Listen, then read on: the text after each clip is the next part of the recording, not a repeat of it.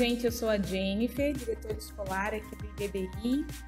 Então, deixa eu ver aqui se a Tati já chegou. Hoje a gente tem uma convidada, a Tati Reck, que é designer de interiores, formada aqui pelo IBDI, e vai bater um papo com a gente, né, falando sobre projetos lucrativos, né, como cobrar o seu projeto dentro dessa área de design de interiores. Então, eu vou chamar a Tati por aqui. Olá, Tati. Boa noite, tudo bem? Tudo bem? Tudo certo. Tudo certo. Já vi alguns nomezinhos conhecidos ali embaixo, que bom, fico bem feliz. Sim, tem já alguns colegas, pessoal entrando, pessoal da turma nova de Design Interiores que está iniciando hoje. Fizeram uma ótima escolha. Então, esse tema é super bacana, né? O pessoal tem bastante dúvida, sempre perguntam para a gente ali no direct sobre essas questões, né, de precificação, de projeto, de entender, né, como constrói esse custo, né, esse valor da hora de trabalho. E daí a gente pensou, não, vamos chamar a Tati Reck, né, para compartilhar um pouco da experiência dela aqui com a gente. Então, pessoal, se vocês têm dúvidas, já vão postando aqui pra gente ao longo da semana, Tati, a gente foi recebendo algumas dúvidas aqui no Instagram, né? Então, ótimo. Então, vamos lá. Então, vamos lá, gente. Espero poder contribuir de alguma forma, né? Eu fiz anotações para não esquecer de nada, mas eu espero que essa hora que a gente passe juntos seja um bate-papo, né? Então, a gente vai responder as perguntas que a Jennifer recebeu e vão mandando aqui também. Espero poder ajudar. Legal. Então, eu vou me apresentar brevemente para quem não me conhece. Eu sou formada em administração de empresas, tenho pós-graduação em gestão de cooperativas, então a minha formação está me ajudando bastante nessa parte, né, que é a formação de preço, de custos. E apesar de que no IBDI, então notícia boa para quem está começando hoje, eu disse que fez uma ótima escolha com a instituição. Mas para o final do curso tem uma matéria, talvez tu vai falar depois, né, Jennifer, que é prática de projetos. A gente vai linkando. Que para mim foi uma grata surpresa o IBDI fazer uma matéria específica sobre isso. Porque uma das brigas, mas enfim, uma das coisas que eu sempre falo para qualquer profissional liberal, né? Meu marido é profissional liberal e não teve isso na faculdade, que é o fato que a gente tem que se ver como uma empresa. Mesmo se a gente trabalha em casa, em home office, tu é uma empresa. E dessa forma, tu precisa criar valor e preço para o teu produto, né? Que no caso é o serviço que a gente presta. Já tô vendo mais gente ali conhecida. Eu sabia que eu ia me dispersar vendo os nomezinhos, né? Mas ainda bem que eu tenho o meu roteiro. Sim. E isso é bem bacana, porque acho que o primeiro passo é isso, né, Tati? É encarar o escritório, né? Encarar Sim. como o teu negócio realmente, né? Exatamente. E até durante o curso, eu lembro que tinha vários colegas que ficavam sempre preocupados. Se eu vou conseguir um emprego na área... vou trabalhar em loja. E quando eu tinha oportunidade, eu sempre dizia para o pessoal, não pensem em conseguir um emprego, pensem em se tornar um profissional, porque eu acho que o mundo é muito maior do que um emprego, né? A gente tem muito mais oportunidades no momento que a gente passa a se ver como um profissional. E tendo em vista a nossa profissão, é uma profissão recente, né? Ela foi formalizada, se não me engano, em 2016, foi isso, né? Isso, a regulamentação. Isso, a regulamentação. Então, como que eu vejo, assim, as oportunidades para nós, designers? Teve um período, mais antigamente, né? Que era aquela coisa mais autodidata, cursos de decoração, né? Ela é decoradora, decide as almofadas, né? E a gente vem ganhando cada vez mais espaço. Então, agora a gente teve o curso técnico, cada vez mais a gente está se profissionalizando.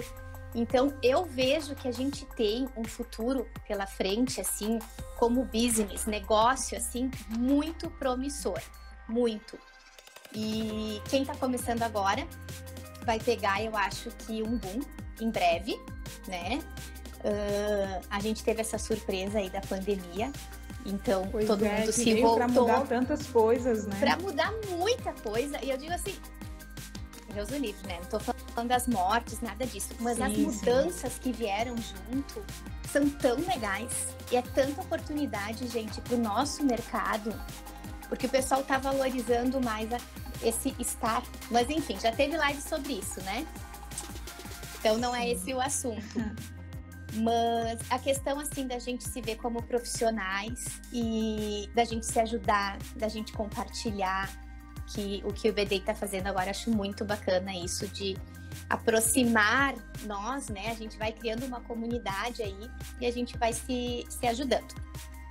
Sim, show. Que mais? Posso ir falando ou vamos respondendo perguntas? Então vamos lá. Tá, eu posso ficar 3 horas aqui.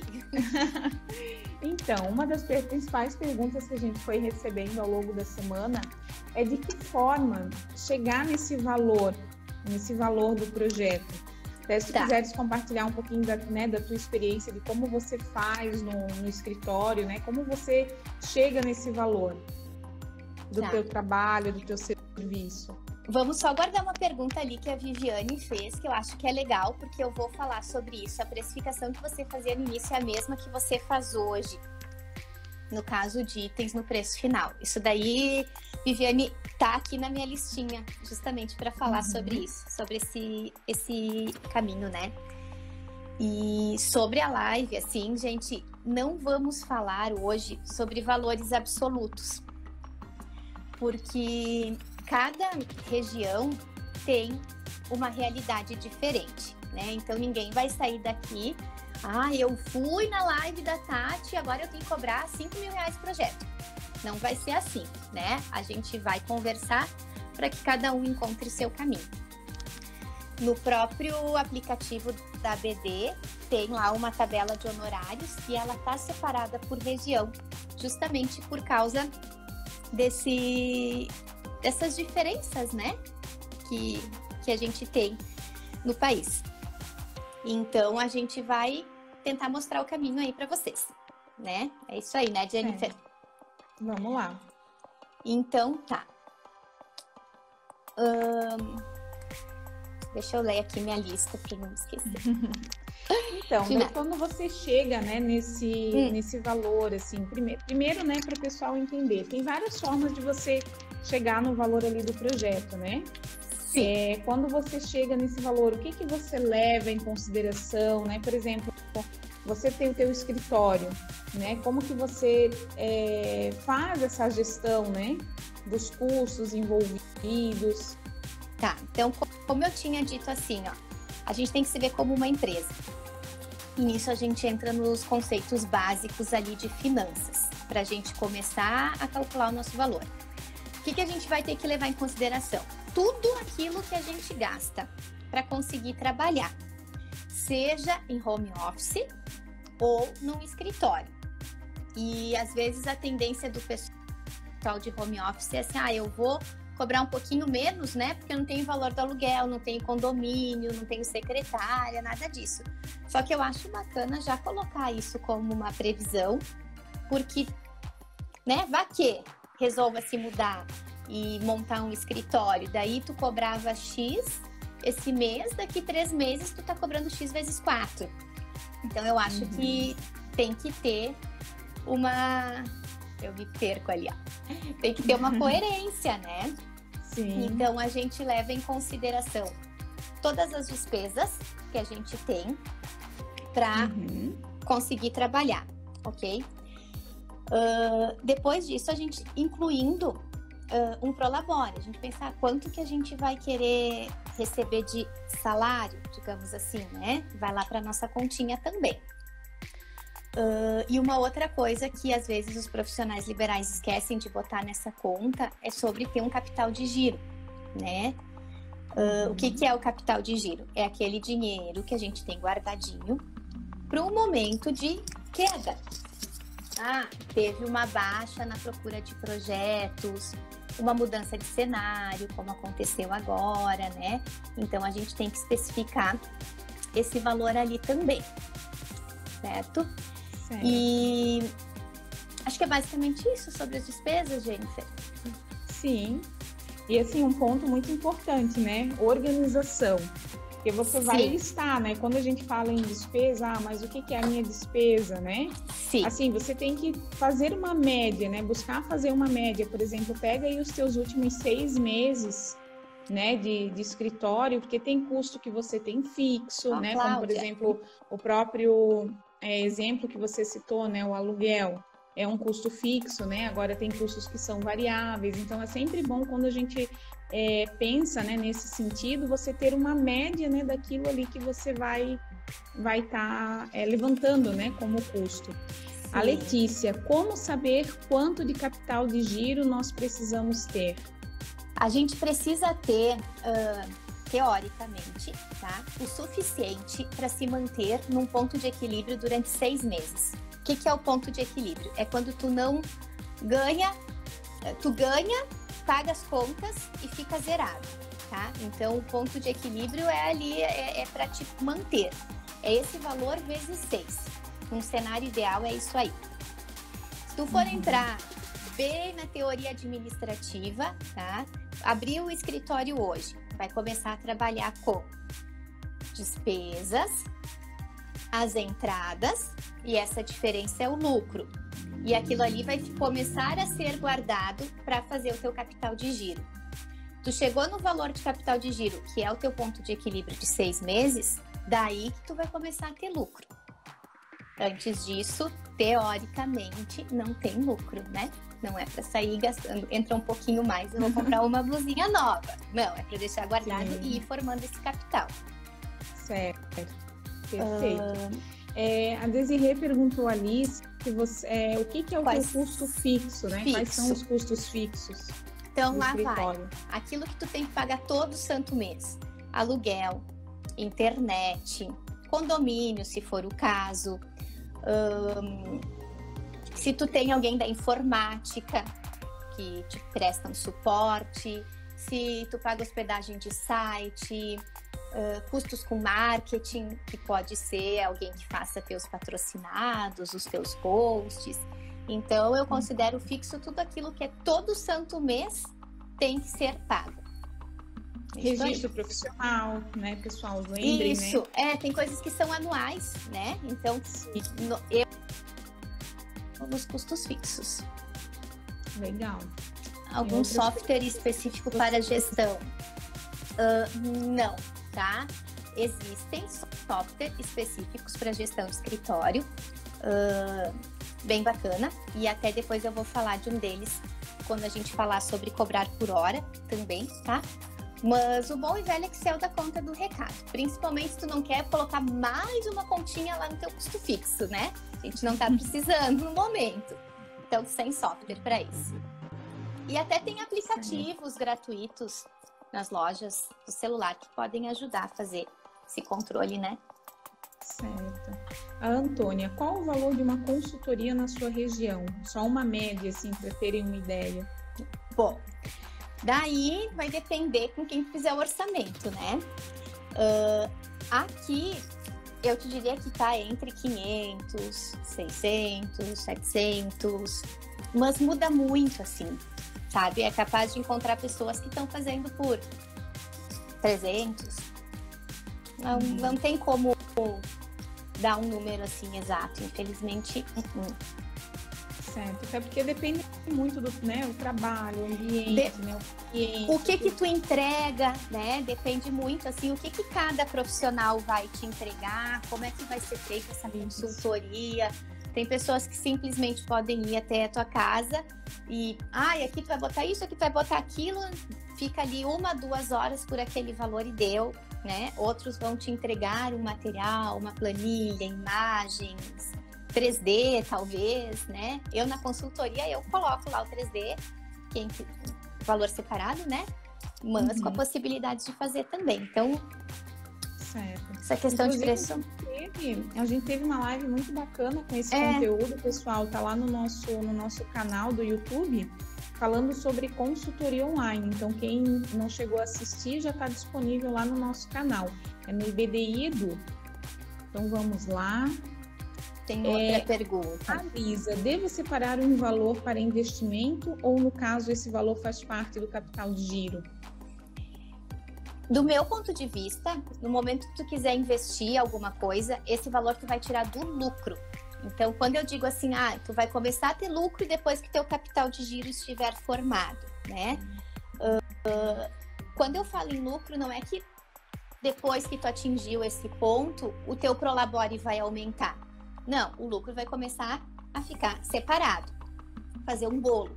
Com aquele bolo ali, depois tu vai decidir, eu vou fazer uma retirada para mim 2 vezes por ano, ou eu vou dividir com a pessoa que trabalha comigo porque ela também contribuiu para esse lucro, ou eu vou usar o lucro para fazer esse tipo de investimento, comprar um computador melhor, fazer alguma melhoria no teu lugar de trabalho, né? Então, para mim, o investimento sai do lucro e não do capital. Certo. A Patrícia está perguntando, o orçamento executivo para a realização do projeto é um tipo de serviço que você cobra a parte do cliente ou você já oferece esse serviço junto do valor do projeto? Cada um, assim, Patrícia, se organiza de uma forma, tá?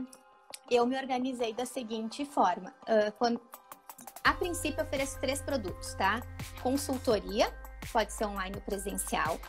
Um projeto que eu chamei de Express, que é feito todo com mobiliário solto, então não tem projeto executivo. E o projeto completo. Nesse projeto completo, então, já está incluso, sim, o projeto executivo. Acho que era mais ou menos isso, né? Certo. Então, está incluso, teoricamente. Uma outra pergunta, né? Se você cobra para fazer o orçamento de execução? Não. Para fazer orçamento, eu não cobro, tá? Daí, se a gente for contabilizar horas trabalhadas, né? Para fazer um orçamento, a gente tem despesa de deslocamento, porque se é aqui de Caxias ou da região, eu gosto de encontrar a pessoa sempre pessoalmente. Quero falar isso também depois. Então, tu tem custo de deslocamento, tem as tuas horas, a hora que tu ficou conversando com a pessoa, né? Então, é um investimento. Tu tem despesas em relação a isso. Mas eu considero realmente como despesa de captação. Isso faz parte, né? Transformando em miúdos, assim, tu vai numa loja, tu vai provar uma blusa, tu usou aquela loja por aquele momento com a possibilidade de comprar ou não, né? Então, eu vejo o orçamento assim. Nesse sentido. Perfeito. Nesse sentido, isso aí. E até, antes da gente voltar às perguntas, eu queria falar sobre a gente se encontrar pessoalmente, né? Como eu falei, é uma despesa, é um tempo envolvido, mas eu gosto e eu prefiro.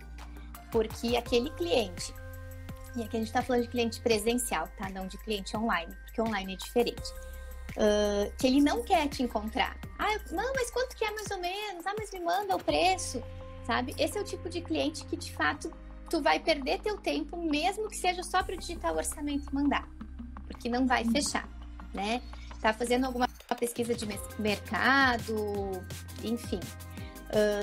Quando a pessoa tem interesse mesmo, ela topa em te receber pessoalmente na casa dela. E esse eu digo que é sempre um momento mágico, assim. Porque se tu mandar o orçamento pelo WhatsApp, por e-mail, são números, né? E eu gosto que as pessoas me conheçam. E eu também gosto de conhecer elas. Porque eu sempre digo, tem que ter um match, tipo no Tinder, entendeu? Tem que dar uma liga. Porque, a gente vai ficar trabalhando juntos por meses, né? Então, tem que ter uma empatia. E esse contato é feito nesse primeiro momento. Então, se eu puder dar uma sugestão, assim, vale a pena esse investimento de tempo para ir se apresentar pessoalmente. Faz diferença. Me perdi agora aqui. Uma outra pergunta, Tati. O que seria quando você fala um projeto completo? Como que é o teu projeto completo?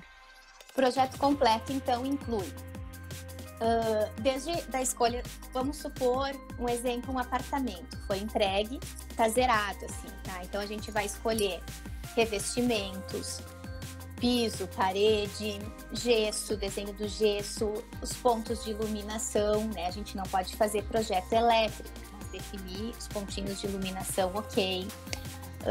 Mobiliário solto, o mobiliário sob medida, os elementos decorativos, que eu enquadro ali os tapetes, quadros.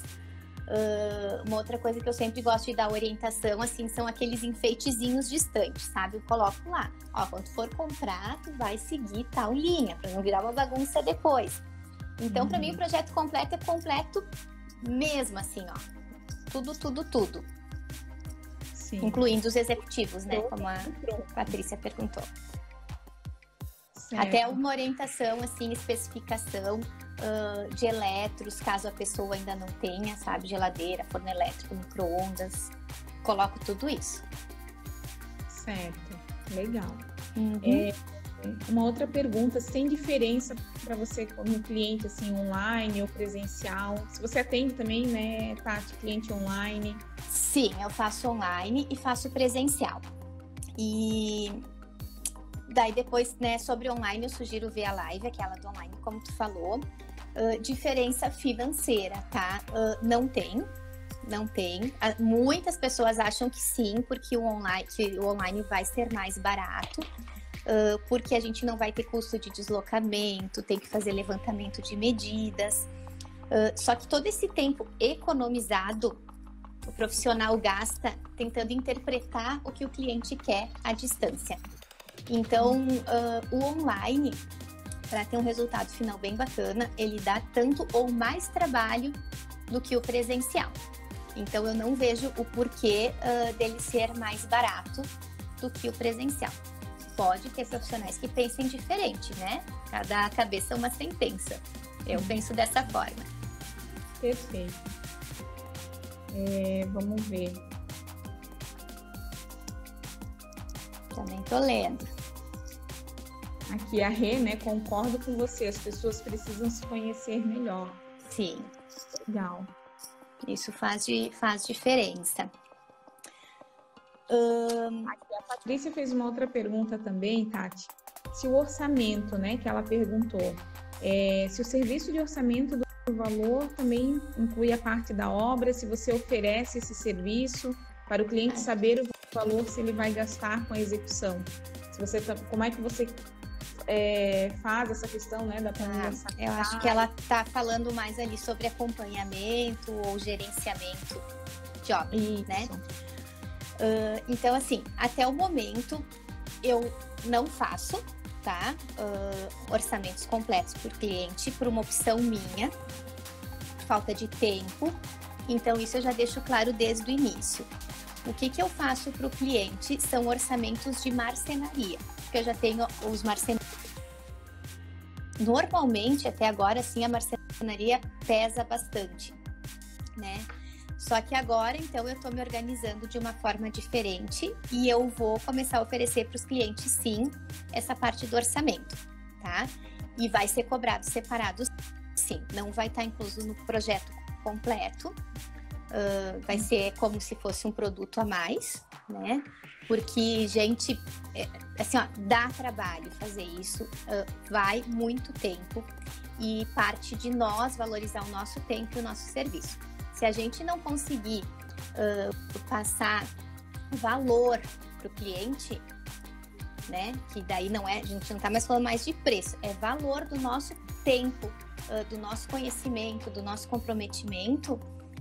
Se a gente não fizer isso, não é o cliente que vai fazer para nós, né? Perfeito. Respondi? Porque eu falo, talvez eu nem responda. Respondeu sim. Tem uma outra pergunta ali, Tati. Se você costuma cobrar por ambiente, por hora, acho que aí entra numa questão bem interessante, né? Pra gente debater um pouquinho. Que tal quase uma página que eu escrevi. Vamos falar sobre cobrar por metro ou cobrar por ambiente, tá? Ou por hora, né? Ou por hora, exatamente. Na ABD tem um aplicativo onde nos norteia a cobrar por metro, tá? Só que desde sempre eu tive preconceito em cobrar por metro, porque é muito mais fácil fazer um projeto onde tamanho não é problema. Vai colocando e ok. Então, um ambiente menor, muitas vezes, te dá muito mais trabalho e tu gasta muito mais horas para projetar ele do que o grande. Então, não tem por que o grande ser penalizado pagando mais, né? Em contrapartida, para a gente fazer um orçamento, principalmente quando a gente não conhece o nosso sistema de trabalho, é mais prático fazer por metro. Acho que deu uma travadinha. Voltou? Voltou. Voltou? Será que perdeu muita coisa? Não, acho que só essas palavras finais ali que você falou. Tá, vamos lá. Então o finalzinho que eu falei foi que, principalmente para quem está começando, é muito mais fácil fazer um orçamento por metro quadrado, mas não é a forma mais justa de cobrar, para ti, principalmente, né? Porque talvez tu tenha mais trabalho. Então tá, qual seria a outra alternativa? Cobrar por hora. Agora, para fazer o teu valor hora, tu precisa conhecer muito bem o teu trabalho, tá? Daí, ali, a gente vai entrar. Vamos pegar as anotações aqui, né? Tu precisa ter muito claro toda a tua metodologia de trabalho. O que tu entrega, quanto tempo tu demora para entregar, como que tu entrega. Uhum. Sim. Então, tem toda essa metodologia de vida, né? Exatamente, para te poder saber quanto tempo tu demora para fazer as coisas, né? E um pouquinho. É que eu não tô mais conseguindo ver meu WhatsApp. Ah, mas voltou aqui a tua internet. Às vezes acontece, gente, dá uma falhadinha, uma travadinha. Mas vamos lá, estamos te ouvindo, estamos te vendo bem. É que eu tava vendo o WhatsApp aqui pelo computador e o WhatsApp caiu. Então, não tô mais com o WhatsApp ativo aqui, caso alguém queira falar comigo, tá? Então, voltando para a gente conseguir calcular um valor hora. Tu precisa ter toda a tua metodologia muito bem organizada, para saber quanto tempo tu gasta para fazer cada tarefa, né? E isso a gente só vai conseguir fazer com o tempo. Então, no início, é muito mais fácil cobrar por metro, né? E agora, voltando lá para a parte da faculdade de administração, né? A gente sempre falava sobre a importância de ter métricas para crescer. E nisso também as métricas se tornam importantes para a gente conseguir calcular o nosso valor hora, né? Então, quais são as métricas que nós, designers, temos? Inúmeras, a gente pode listar aqui, ficar 15 minutos pensando, ainda mais todo mundo contribuir ali. Quanto tempo que eu demoro para fazer um orçamento? Quantos orçamentos por mês eu faço? Desses orçamentos, quantos se convertem de fato em projeto? Quanto tempo eu demoro para finalizar um projeto? E aí vai, e aí segue, né? Então, diante de tudo isso, entre cobrar por metro ou cobrar por hora, o que eu faço hoje? Nenhum. Agora ralou, né? Quem queria uma mágica, enfim, eu não faço nenhum. Então, lá no início, a Viviane perguntou, né, se eu cobrava hoje da mesma forma como eu cobro antes. Então, não. Por quê? Porque eu fui conhecendo o meu ritmo de trabalho e os meus gargalos. Então, eu mudei. Eu fiz a média de valor hora para mim e por um tempo, quando entrava orçamentos, eu calculava valor hora e calculava por metro quadrado. E não ficava muito diferente. Praticamente a mesma coisa. Então, isso até me tranquilizou. Eu disse assim, nossa, então eu calculei o valor hora certo, já que não existe uma grande diferença, né? Sim. Porém, a gente entra na questão que alguns ambientes, então aí que tá, de cobrar por ambiente, né? Te dão mais trabalho do que outros, né? Então, hoje eu tenho um valor médio por ambiente. Por exemplo, cozinhas e mais ou menos o tamanho da cozinha, né? Então, eu tenho um valor para isso. Então, hoje eu poderia dizer que eu cobro por ambiente. Mas não é simples chegar nisso. Tem que conhecer, tem que ser organizado, tem que desde o início, assim, quem tá começando agora, anota tudo, anota tempo, anota despesa, anota enfim, tem que ir criando um histórico, né? E também tem um período de maturação, né? Segundo a administração, a gente demora 5 anos para chegar nesse ponto, mas nesse meio do caminho a gente vai aprendendo e fazendo vários ajustes. Legal, legal. Respondi? Isso é legal. Respondeu, pessoal? Entenderam? Tá. Entenderam? Se não, mandem aqui, gente. Vão perguntando aí. Uma outra dúvida também que chegou, né, pra gente, Tati, assim, ó. Por exemplo, você fecha, né, o valor ali com o cliente. Um cliente que te pede muitas alterações. Tá. Até, pessoal, falando isso de muitas alterações, quero puxar um gancho aqui. Essa semana, no dia 30, foi dia do decorador de interiores, né? Então, todos os decoradores, parabéns que estão ouvindo, né? E a gente compartilhou um material super bacana, que inclusive está lá no link da bio aqui do Instagram, que é um checklist completo, falando de todas as etapas do briefing. E daí eu acho que casa bem aqui com o que a gente vai falar, dessa questão, dessa pergunta que eles têm, né? Sobre o cliente que faz muitas alterações, porque assim... Claro que às vezes é uma questão de perfil, né, do cliente, mas também tudo isso tem que ficar lá alinhado, né, no contrato. Mas também quanto mais detalhado, né, quanto mais assertivo for o teu briefing, menos alterações você, né, provavelmente vai ter aí no teu projeto. Mas a pergunta que eu queria te fazer, né, Tati, que a gente recebeu, é como você lida com isso? Quando o cliente te pede muitas alterações dentro de um projeto, que você já tinha fechado um valor. Tá. Eu me perdi aqui nas nossas perguntas, mas eu vi que a Veri fez uma pergunta que acho que eu já respondi. Então, entra na questão do contrato, né?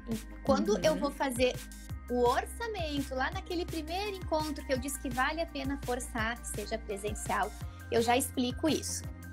Só que o cliente está empolgado, ansioso para saber quanto vai custar e tal, e não vai dar muita importância para isso.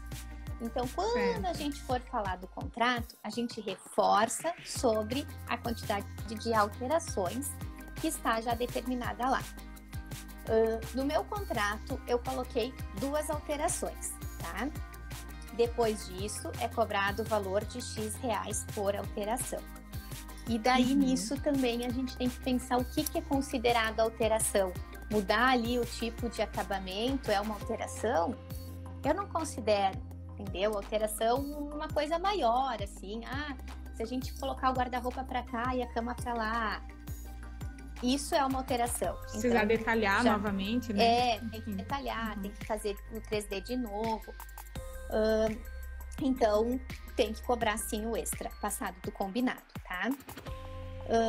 O que acontece? Se tu vai apresentar o projeto já bem preparado, tá? O que normalmente vai dar alteração? Layout, né? Quando tu for apresentar o projeto para o cliente, tu já vai ter analisado todas as possibilidades de layout. E ele vai te perguntar: Tati, e se a gente trocasse cama de lugar, não sei o quê? Não dá por causa disso. Tu já vai justificar na hora para ele o porquê que não dá.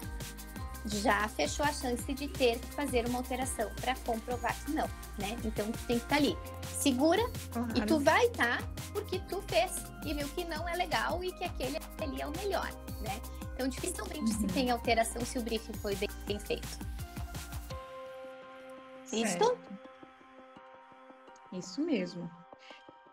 Tem uma outra pergunta aqui também, se já aconteceu, Tati, de, por exemplo, você contabilizar, levar horas a mais, né? Ou, enfim, ter um trabalho maior do que aquilo que você previu num projeto? Sim, existe. E no começo, assim, é bem normal, né? Comigo, tá? O que aconteceu, assim? Eu me perco no tempo, que nem me perco falando aqui. Então, uma coisa que talvez eu tivesse feito, sei lá, em 8 horas, fiz em 13 horas. Tá? Mas isso faz parte, né? Então, por isso que eu digo, volto ali que eu tinha falado antes, da importância de tu ter todas as tuas metodologias já prontas, checklist de tudo porque isso vai fazer com que, vai evitar, né, que tu tenha esse tempo a mais que não estava contabilizado. Mas no início, sim, acontece sim, né?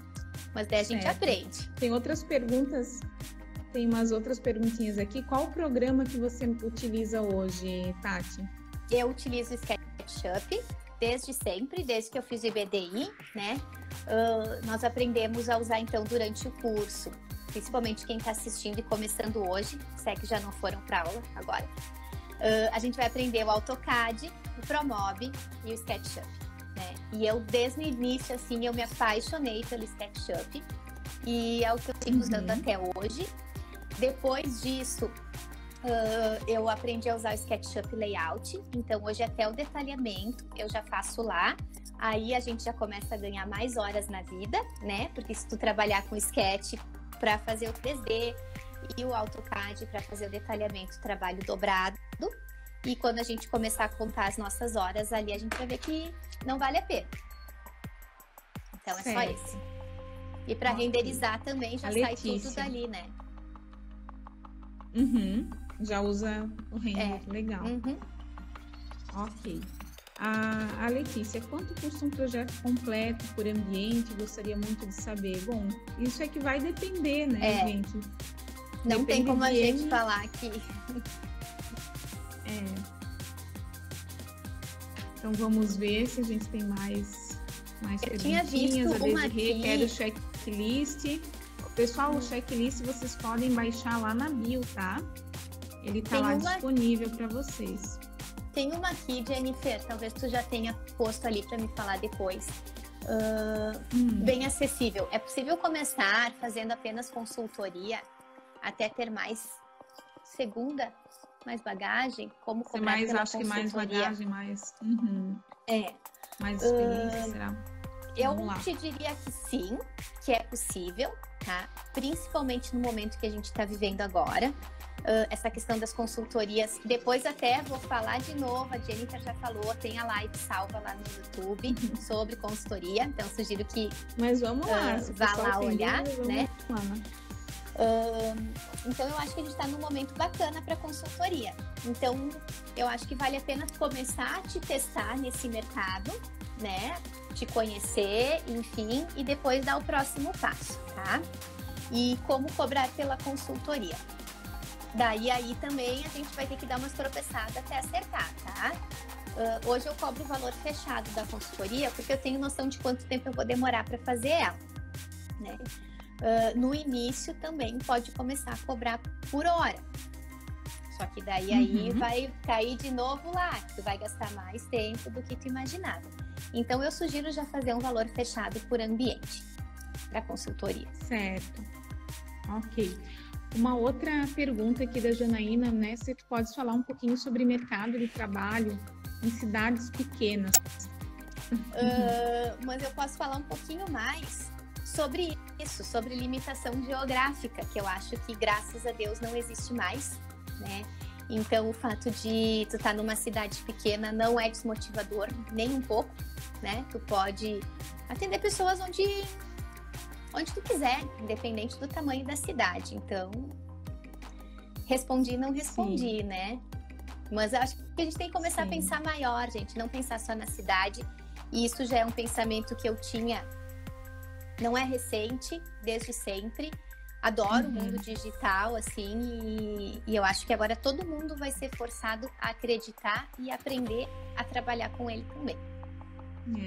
E uma outra questão, assim, né, independente da cidade que você mora, né, essa questão do design de interiores, da decoração, quem mora quer aconchego, né?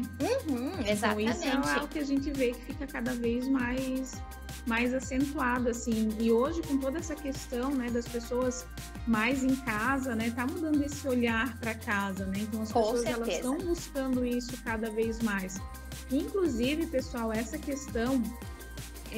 né, que a Janaína comentou ali, né, do mercado dentro de uma cidade pequena, a gente vai, na nossa agenda aqui, na nossa programação de lives, a gente já tem um assunto que a gente vai trazer para vocês sobre como captar clientes.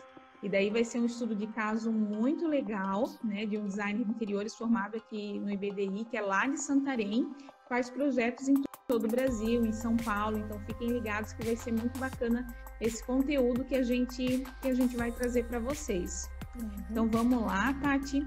Eu vi uma outra perguntinha. Amanda, como cobrar pela consultoria? Essa eu acho que eu acabei de responder antes, né? Eu cobro por ambiente, atualmente, dessa forma. E tem uma outra aqui, Jennifer, da Patrícia. Na sua proposta, você decresce o valor, acho que descreve o valor para o cliente por ambiente, ou já passa o valor total do apartamento, por exemplo, né? Tudo depende das minhas respostas, né? Mas enfim, quando tu tiver o primeiro contato com o cliente, tu vai sentir, né? Como que ele vai interpretar o valor da maneira mais fácil, né? Normalmente eu passo separado, tá? Porque se ele quiser, eu quero fazer a cozinha agora e eu vou fazer a sala depois, né? Então ele já tem ali decidido e escrito, né? E coloca também um prazo para isso, né? Olha, esse orçamento é para agora, porque não vai passar talvez daqui 3 anos e ele te chamar. Patrícia, agora eu quero fazer a cozinha, aquele valor, né? Talvez não seja mais. Mas eu acho bacana colocar separadinho, sim. E ter uma margem ali. Então, quando tu já sabe, ele vai ter que fazer o apartamento inteiro, já deixa uma margenzinha, porque provavelmente ele vai chorar, né? Mas assim, e se eu fizer todos os ambientes, me dá um descontinho? Daí eu acho bem justo, inclusive, que sim, né?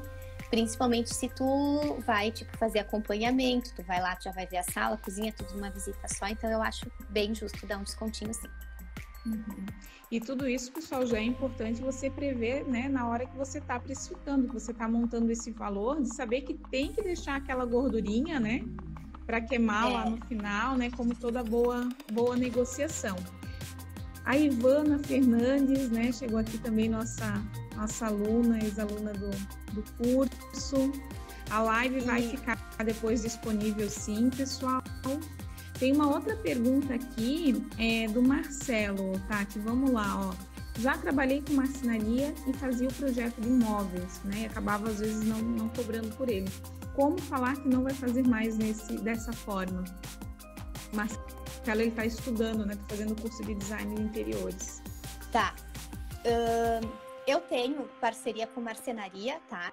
E até eu acho válido para quem está começando e visitar marcenarias por 2 motivos. Para conhecer como que funciona a produção do móvel que tu vai desenhar e para fazer parcerias, tá? E de fato tem um parceiro meu que está bem com essa situação do Marcelo, né? Ele costumava desenhar e ele não está mais tendo tempo para fazer isso. Então ele tem uma parceria agora comigo. E ele é bem sincero com os clientes. Ele diz assim, olha, eu não tô tendo tempo, o desenho que eu te fazia, eu não sei se o Marcelo falou se ele fazia em algum programa ou fazia à mão, não sei, mas enfim, no caso do meu marceneiro, ele diz assim, eu tava fazendo uns rabiscos, os clientes não estavam entendendo e eu gastava meu tempo, né? Então agora a gente tá com um serviço novo aqui na marcenaria, a gente tá profissionalizando mais, tu vai conseguir visualizar o teu projeto com muito mais qualidade, né? Então tu tira isso como um benefício pro teu cliente. E financeiramente falando, teu cliente vai ter uma despesa ou tu, daí vai de acordo com o que tu definir, né? Caso tu comece a cobrar para fazer esses desenhos, né? Daí tu pode dizer assim, eu vou te cobrar X reais, mas depois que tu vier fechar o orçamento aqui comigo, a gente abate desse valor, né? E eu acho muito justo que o marceneiro cobre para fazer desenho, porque é o tempo dele, né? Que ele tá gastando. Claro. Então, eu acho que dá para fazer essa mudança aí de mindset como uma coisa boa. Vende como um benefício pro teu cliente, não como tu tá tirando alguma coisa dele. Não, tu tá dando uma coisa muito mais legal para ele. Isso. E, inclusive, colocar para o cliente, né? Ele tem que ver o valor, né? Nisso tudo que tá envolvido. Mas, Marcelo, no decorrer do curso aí, você vai ter disciplinas também que vai que vão trabalhar essa questão, né, do atendimento ao cliente, da conversa com o cliente, de como colocar isso, né, pro cliente de forma que ele entenda. Então, o cliente ele tem que ver um benefício, né? O cliente ele tem que enxergar um valor para aquilo ali dar certo. O Alex Caminha chegou aí também. A primeira pessoa que tem que enxergar valor é o profissional, né? Também, se tu exatamente. te valorizou, daí tu vai conseguir passar isso para a pessoa. Agora, se tu já começar a achar que é um problema, pá, eu vou ter que tirar isso dos clientes, pá, é caro, daí já vai dar ruim, né? Então, muda tua cabecinha ali e vende isso como uma coisa bacana. Isso mesmo. A Viviane, no início você faz algum tipo de projeto voluntário para ter o portfólio? Não. Se você fez algum projeto, já saiu do curso com portfólio, né? Isso quer dizer, assim, o TCC do nosso curso é um portfólio maravilhoso. E quando estiver fazendo o TCC, a partir dali, toda aquela parte que eu falei de ter a metodologia, das tuas metas, ali, do jeitinho que tem que fazer, tu já sai com quase todo o caminho andado. Então, não, eu não fiz nenhum trabalho voluntário. Agora eu tô fazendo, mas tô fazendo porque eu quero, de fato, ajudar. Eu acho que a gente tem que dar alguma coisa pro mundo também. Então, eu tô fazendo, mas não visualizando o portfólio, né? Tanto que nem 3D a princípio, depois eu me empolgo e acabo fazendo. Mas a princípio nem o 3D eu vou fazer para entregar, porque é para ajudar eles mesmos. E mesmo assim, no início, né, às vezes o pessoal vai dizer assim, eu quero tanto fazer o projeto que eu faria até de graça, né, para ter portfólio, para se testar, enfim. Também não acho que seja o caminho, tá? Faz alguma coisa, mas tu tem que ganhar alguma coisa em troca. A divulgação do teu trabalho, seja aqui no Instagram, ou, sei lá, fazer um ambiente comercial, é o primeiro projeto da tua vida, tu assim, tá, mas aí tu vai me indicar, tu vai deixar cartão, né? Sempre pedir alguma coisinha em troca pra te divulgar. Não simplesmente ali fazendo amor, porque daí entra naquele negócio da gente se desvalorizar, né? E tem uma outra pergunta que ninguém fez, ou eu não li aqui, que é sobre a forma de pagamento. Como que a pessoa vai pagando. Não sei se rolou ali, Jennifer, isso. E eu não vi. Rolou sim. Ia mesmo te perguntar como que você faz, né, a gestão dessa questão, né, dos pagamentos, como que você recebe, se divide em etapas, enfim. Isso aí, tá? Eu acho bacana a gente flexibilizar, sim, o parcelamento, né? É bom para nós, porque a gente quer pegar o projeto, e para o cliente também facilita, e a gente sabe que ele vai ter inúmeras compras depois para fazer, né? Então, muitos até dizem assim, eu queria te pagar, mas eu não quero usar o limite do cartão para fazer as compras, né? Então, o que eu sugiro? A gente faz boleto, aquele esquema de fazer, eu vou te pagando um pouquinho por mês.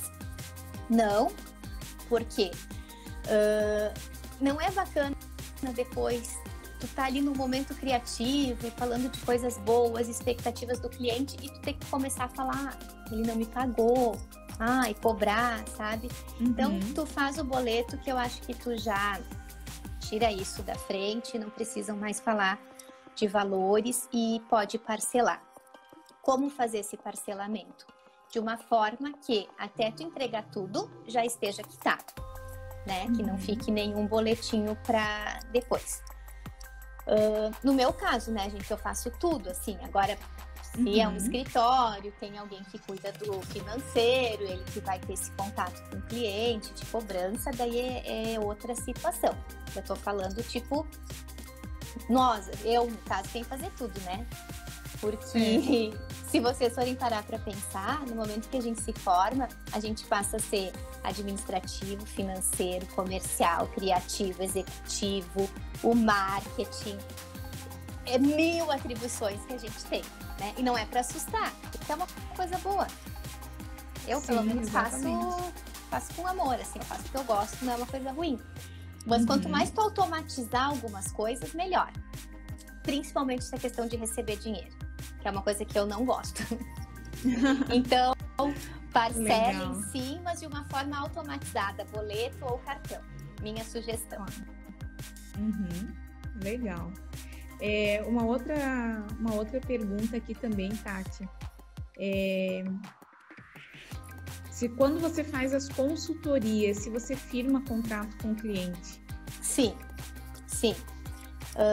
E acho que passou uma perguntinha ali também, no caso de consultoria online, se tem contrato. Também tem contrato, tá? Graças a Deus nunca tive nenhum problema, mas é uma coisa que não custa nada fazer. E o online, como é que a gente assina o contrato, tá? Eu mando por e-mail e só peço para a pessoa, por favor, leia, se tiver dúvida, me questione, se estiver tudo ok, me responda com um de acordo, tá? É de acordo a palavra, não basta passar ok, recebi, porque isso não significa nada, né? E tem alguma forma de fazer, que eu ainda não tive tempo de ver, mas eu quero, que é a assinatura digital. Caso algum dia precise algo judicial, também tem seu valor. Então, sim, gente, contrato sempre. Na cadeira lá do final do curso, se eu não me engano, tem modelinho de contrato, né? Isso, na disciplina de prática de projetos. Isso. E daí depois tem que adequar, né? O contrato, minha sugestão, adequa com a forma que tu vai trabalhar, como o caso lá que eu falei sobre as alterações, tu vai colocar de acordo com o que tu acha justo para ti, né? E além disso também, eu ainda tenho contato com meus colegas do curso, que eu adoro. Então a Silvia também, a gente fez o contrato e ela encaminhou para uma advogada para ela dar aquela última olhada, né? Um olhar jurídico e ver que tá tudo ok. Então, talvez seja um investimento inicial ali, mas que vale a pena, né? E eu tô vendo aí, a Letícia perguntou se o de acordo vale judicialmente. Até onde eu sei, sim. Ok. Vamos ver aqui se tem mais perguntinhas. Tinha separado aqui também. Uma pergunta que veio, né? Se você já fez CNPJ, se você é MEI. Não fiz CNPJ ainda, tá? Mas eu já antecipo que é a melhor forma de fazer. Eu só não fiz porque eu não fiz, né?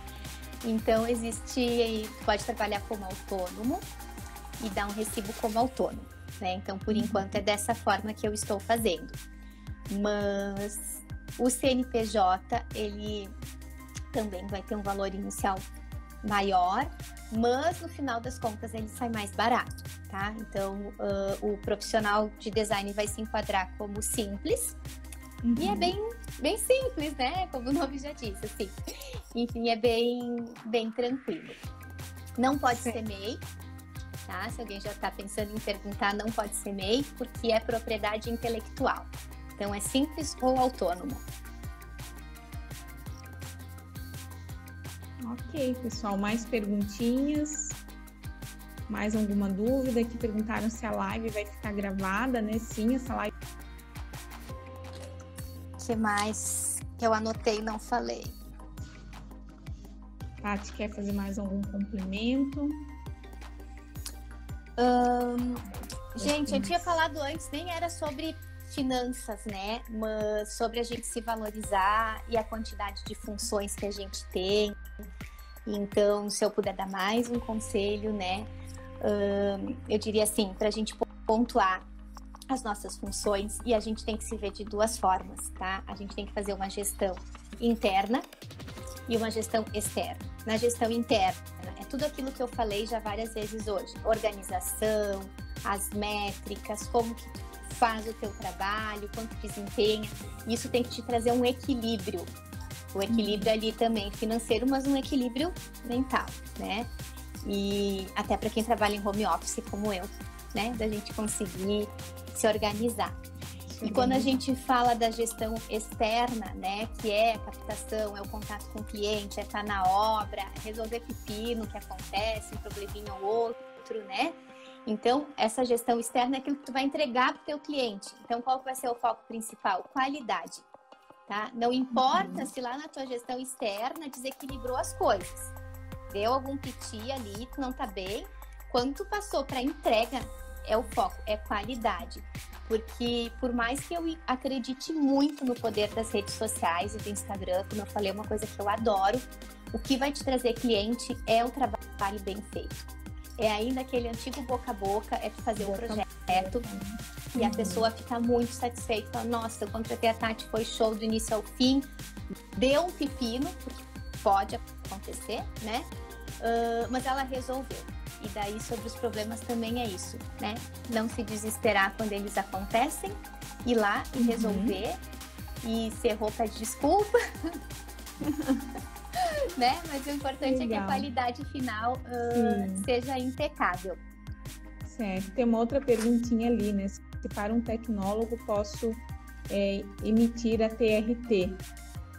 Olha, se você... Até a gente fez também uma live sobre isso, bem bacana, pessoal, com o CFT, com o Felipe Dariel, que ele é conselheiro do CRT de São Paulo, e lá a gente explicou sobre isso, né? O CFT é um documento técnico de responsabilidade técnica, e os técnicos em design de interiores que são filiados ao CFT, eles podem emitir, tanto da parte de projeto, como também de execução, né? Relacionado às atribuições do designer de interiores. Então, os tecnólogos hoje, eles não têm um conselho profissional, né? Eles não emitem esse documento. Então, você como técnica, né? Se você for técnica, você pode emitir essa documentação, tá? Referente ao que for a atribuição do designer de interiores. Ali a Amanda, né? Se deve ser cobrado o primeiro encontro com o cliente, né? E como cobrar nesse caso. A gente já falou sobre isso, né? E aqui em cima eu vi uma outra pergunta da Patrícia, né? Acompanhamento de obra, você cobra como? Tem tempo de responder ainda? Tem sim. Tem? Tá. Então, assim, ó, como eu falei, Patrícia, eu não estava fazendo acompanhamento de obra, porque graças a Deus, assim, ó, o final do ano passado foi uma loucura, foi um caos, e se eu tivesse que acompanhar, eu não teria dado conta, então já ficou acertado que eu não faria isso, tá? Mas agora eu vou começar a fazer. E o acompanhamento vai ser da seguinte forma: vou passar o orçamento do projeto completo, como a gente falou antes, e o valor de acompanhamento separado e fechado e com um prazo para que ele aconteça, tá?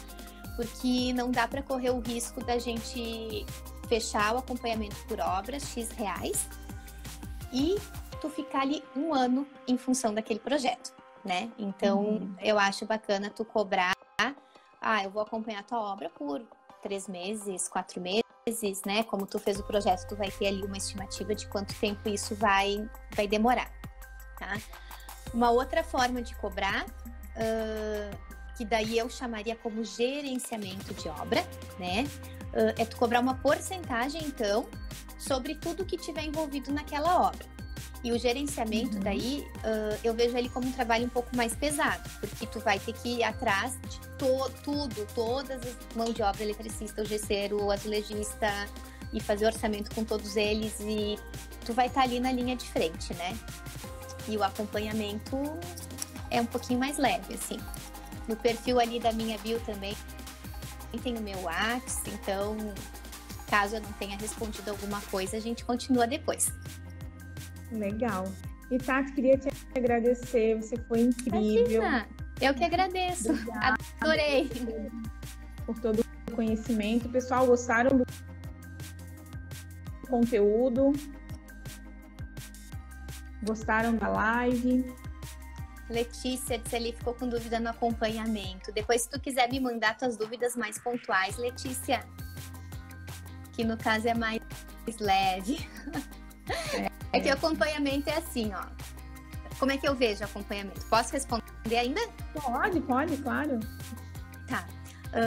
O acompanhamento é como o próprio nome diz, assim, ó, tu vai acompanhar, tu vai passar lá na obra o que tu combinar com o cliente. Eu vou vir aqui terça e quinta de manhã. Tu vai lá para verificar se foi feito tal e qual como tu colocou no teu projeto, né? Se não saiu nada fora do previsto, assim. E no gerenciamento, tu vai ter que ter a planilha completa de todas as despesas, tu vai ter que ir atrás de todos os profissionais, tu vai ficar com a chave da obra, receber material, receber mobiliário solto, né? Então, por isso que eu digo que o acompanhamento é mais leve, digamos assim, porque exige menos de nós, no caso, né? Certo. Ó, até meu marido entrou ali agora, ó. Ah, legal. Uhum. A Ali e a Tati deu um show aqui, compartilhando. Foi bem legal. Gente, olha, muito bom estar com vocês essa noite. Tati, obrigada novamente. Imagina, eu que agradeço. Já vou deixar um convite aqui para vocês. Na próxima semana, a gente vai falar de um assunto que a gente vivencia muito aqui no IBDI, que é transição de carreira. Então, nós vamos falar um pouquinho para você que vem de uma área completamente diferente do design de interiores e está estudando agora design. Para você que está nesse momento de transição, pensando, né, em que, enfim, que caminho seguir. Então, a gente vai trazer uma especialista, que é a Renata Tolotti, para falar um pouco para a gente sobre transição de carreira, né? Quais os passos, qual o caminho que você deve seguir para construir uma carreira de sucesso. Então, vai ser uma live super bacana na próxima terça-feira, aqui às 7h30. Então, pessoal, já anotem aí, já vão convidando, né, alguém que você sabe que está nesse momento, né, que está vivendo esse dilema, para estar participando aqui com a gente. Ó, o pessoal comentando, não é fácil, é estilista, é o meu caso, já quero ver.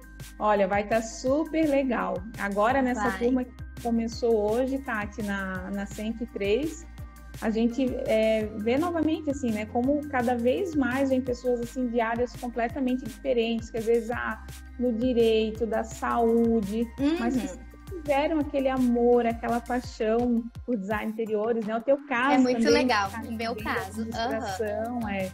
Então, é muito bom a gente poder participar, né, e acompanhar de toda essa transição, né, desses 360 que a pessoa faz na vida dela. Então, não é muito simples, mas vale a pena. Cada estresse, cada dúvida que a gente tem, assim, pelo menos para mim, valeu muito a pena, assim.